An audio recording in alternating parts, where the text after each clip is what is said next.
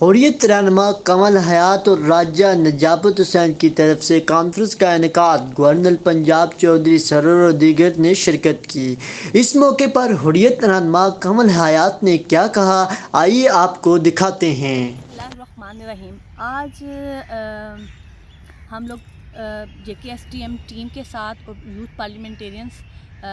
President Ubaid Qureshi اور راجہ نجابت حسین صاحب اور میں کمل حیات، ہم لوگوں نے مل کے ایک ایسی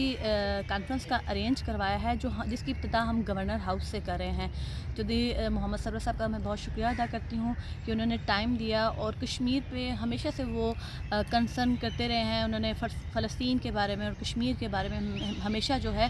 وہ ان کی حمایت کی ہے۔ تو آج میں نے یہاں پہ ایک کانفرنس کا ارینج کروایا جس کا مقصد یہ ہے کہ جس طرح دیکھیں کہ پچھلے تقریباً 1 ماہ سے نیلم ویلی میں کس طرح شہادتیں ہو رہی ہیں، اور اسی طرح ہم پچھلے 2 دن سے دیکھ رہے ہیں کہ کوٹلی میں بھی بہت زیادہ جو ہے وہ ایک شادی والے گھر میں تقریباً 13 لوگ جو ہیں وہ زخمی ہوئے ہیں اور ایک بچی جو ہے وہ شہید ہو گئی ہے۔ تو ہندوستان جو اپنا ظلم اور بربریت جو ہے وہ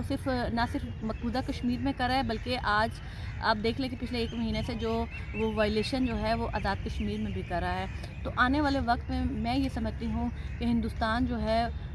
پاکستان پہ بھی حملہ کر سکتا ہے، آزاد کشمیر پہ اور گلگت بلتستان پہ بھی حملہ کر سکتا ہے۔ تو ہمیں مل کے چاہیے کہ ہم لوگ حکومت کے ساتھ مل کے اور تمام جتنے بھی ایکٹیویسٹ ہیں، تھنک ٹینکس ہیں، جتنے بھی حریت لیڈرشپ ہماری پاکستان میں ہے یا باہر کے ملکوں میں بیٹھی ہوئی ہے، ہم سب کو چاہیے کہ ہم کشمیر کا مسئلہ جو ہے وہ ہر پلیٹ فارم پہ اٹھائیں اور پوری دنیا کے سامنے جو ہے وہ